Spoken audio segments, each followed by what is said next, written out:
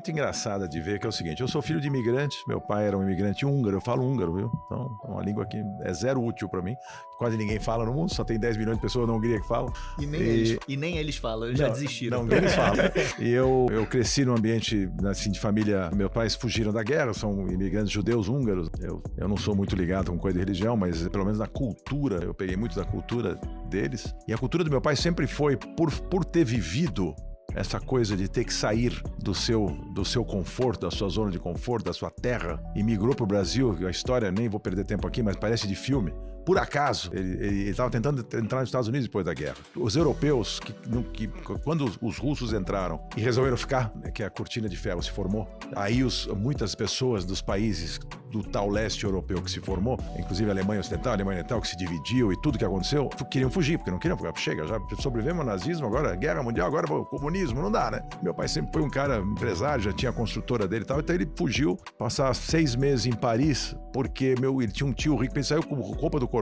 Ele subornou um soldado russo para levar ele, a minha mãe e a minha irmã mais velha, que já era nascida, embaixo de uma lona de caminhão, para Viena. A Áustria não era parte da cortina de ferro, e é muito perto de Budapeste. E aí estou contando a história que seus ouvintes vão gostar, que é muito interessante. E aí eles foram para lá e ficaram em Paris, financiado por um tio rico deles que estava nos Estados Unidos, emprestou uma grana para ele na época para ele ficar lá, e ele ficou esperando o visto americano. Os Estados Unidos fechou as fronteiras. Milhões de europeus querendo vir, gente de todo lado, do mundo todo querendo imigrar e fazer na terra da oportunidade, que era a América, etc. Ele não conseguiu visto. E ele estava em Paris andando na Champs-Élysées, foi numa rua lateral assim, de repente ele viu uma fila de gente assim, e ele olhou assim, o cara estava gritando, engenheiros, médicos, advogados, estavam selecionando gente com qualificação para ganhar visto para um país chamado Brasil, que meu pai não sabia nem onde era. E ele entrou nessa fila, pegou um visto pro Brasil e falou, minha mãe, é lá que nós vamos. Pelo menos é nas Américas também. Vamos para lá, entrar num cargueiro e aportaram aqui em 1949. E eu tô contando isso em relação à sua pergunta, porque para quem saiu enxotado praticamente pela situação da sua terra, fica muito difícil criar raízes e acreditar que você está seguro. Tanto que na Revolução de 64, a gente ficou fora 4 meses do Brasil. Meu pai levou a família, falou, eu não quero passar por outra coisa aqui, estou fora, né? Então ele saiu, depois voltamos, apesar da ditadura militar, mas que já estava estabilizado o assunto, não entrou o comunismo no Brasil, como ele estava com medo na época, e aí ele voltou. Mas então, a orientação dele sempre foi liquidez, porque quando você tem ativos líquidos, você se movimenta melhor. O ativo imóvel e outros tipos de ativos ilíquidos, empresa, etc., você tem muito mais dificuldade para, se você precisar se livrar dele, você não vai conseguir.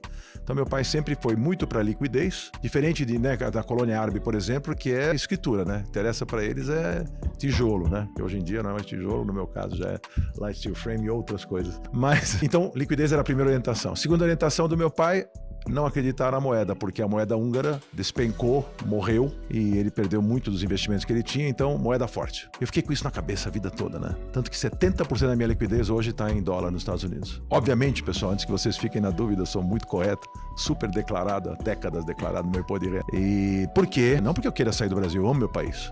Claro que o meu patrimônio imobiliário, meu patrimônio de negócios, quanto vale minhas empresas e meus investimentos em reais estão aqui também, óbvio. Eu estou no Brasil, acredita, visto, crio empresa, dou empregos, faço isso a vida toda, faz quase 5 décadas. Mas na liquidez, 70% eu deixo fora e aplico fora. Inclusive os investimentos globais são mais sofisticados, as oportunidades de investimento são maiores. O Brasil está cada dia melhor nisso, né? A Legend é uma empresa que identifica boas oportunidades de investimento no mercado local, mas a gente sabe que o mercado internacional tem opções muito maiores de investimento que você pode optar para você. Eu estou numa fase que eu deveria estar na fase da manutenção do meu patrimônio e não da multiplicação dos meus investimentos pela idade. Então, uma hora que você tem que criar capital e arriscar mais e ser mais ousado como investidor é quando você tinha 30 e poucos anos de idade, que se der perder um dinheiro, você tem tempo de buscar. Agora, com 70 que eu completei nesse mês de abril passado, não é mais a mesma cabeça de ter. E apesar de que eu acho que ainda assim, meus ativos têm mais risco do que deveriam para um cara da minha idade. Eu sempre fui muito ousado, até nos investimentos.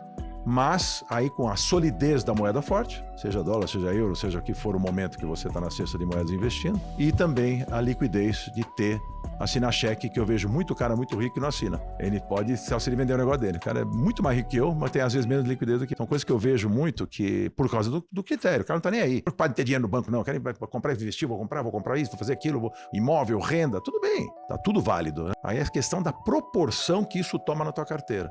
Aí vai depender de cada um, a visão que cada um tem do que pode acontecer com ele, da idade que ele se encontra, o momento que ele se encontra, para ter um equilíbrio. E a Legend ajudando. O pessoal daqui é muito fera. Eu sou o cliente número 1 da Legend. Não só porque eu sou um dos fundadores, mas foi o primeiro cliente, foi o cobaia da Legend. E me dei muito bem. Eu até tirei o discricionário dos bancos.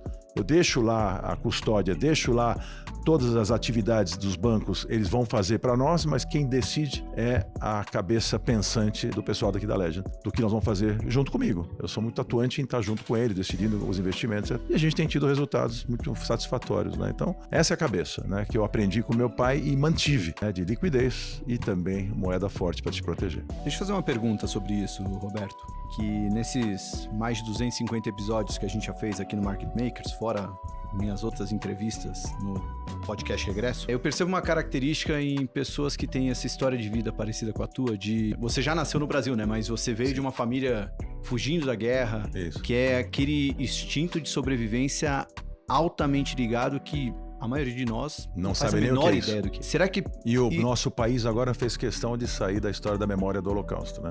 Aquilo é uma instituição que foi feita para continuar lembrando que esse tipo de discriminação não pode mais acontecer no mundo. E o nosso país, que é anti-Israel, por exemplo, e acaba de sair também dessa instituição. Então, o presidente Lula tomou uma decisão maravilhosa, muito simpática, muito bacana, muito correta de fazer um negócio desse. Quer dizer, é lamentável, né? Só para deixar aqui registrado um protestozinho em relação a uma coisa que o Brasil nunca podia ter feito. O Brasil tem que estar aliado às coisas corretas, às coisas certas. Estou dizendo que eu sou um crítico de Israel, por exemplo, onde já chegamos naquela guerra. Chega já. Eu puder dar uma tapa na cabeça do Netanyahu e dizer, para com esse troço. Dá para entender a revolta, dá para entender o que nós temos, né, o que esse povo tem de sofrimento por trás. E se não fosse Israel, talvez nem existisse mais nem essa religião. Então, eu admiro muito. Aliás, tudo que eu acho muito legal de saber, tudo que nós fazemos hoje em dia, podemos agradecer, né? A comunidade judaica, no certo sentido, aos dezenas de prêmios Nobel que tem, e as invenções, né? Meu Waze, onde se a gente quiser falar aqui o que saiu em Israel de comodidade tecnológica para nós, um paizinho desse tamanho, criado num deserto, tem que admirar os caras. Eu só tô falando isso porque você estava falando em relação a essa coisa da cultura nossa de sobrevivência, tem tudo a ver com essa história toda. Com certeza. E nosso país, na contramão, toma uma atitude dessa. Não ia deixar de perder a oportunidade de dar uma criticada nisso. Fica super válido mesmo, mas o meu ponto aí é, e acho que até você já meio que respondeu, mas onde que você acredita que você se diferencia em relação a outros empresários, outros investidores, por causa desse instinto de sobrevivência, do fato de isso já ter sido testado, tá lá? Você acha que isso de fato é uma diferença para você e para outros brasileiros que já passaram por isso?